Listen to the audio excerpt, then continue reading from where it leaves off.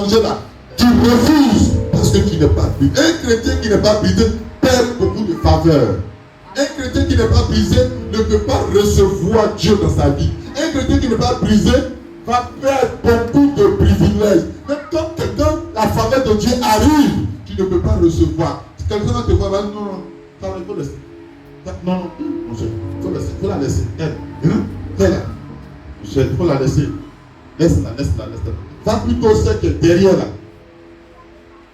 Va proposer ça, le travail à ce qui est derrière. Parce que on se connaît à l'église là. Si tu lui dis elle, après elle va partir. Parce que quelqu'un te connaît que tu n'es pas brisé. Amen. Donc déjà de nous on te connaît dans l'assemblée, on te connaît dans l'entreprise, on sait que toi là, tu es comme ça, tu n'es pas brisé, donc tu ne peux pas t'humilier. Amen. Mais le chrétien qui est brisé, il fait quoi? Il s'examine lui-même. Il se remet en cause.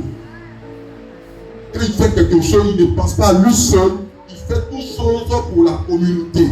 Et quand il s'agit même de lui seul, il réfléchit encore pour voir est-ce que Dieu est dedans. Et quand il pose un acte, il sent que l'acte qu'il pose, l'acte vient de Dieu. C'est ça le chrétien qui est brisé. Un chrétien qui n'est pas brisé ne peut jamais demander pardon à son propre enfant. Il va dire, mais quoi? Moi même mon enfant que j'ai mis, quand le chrétien est brisé, il peut même demander pardon à son enfant. Amen. Même s'il est pasteur, il peut dire, mon fils, ma fille, excuse-moi, pardon-moi, je le fais avec mes enfants.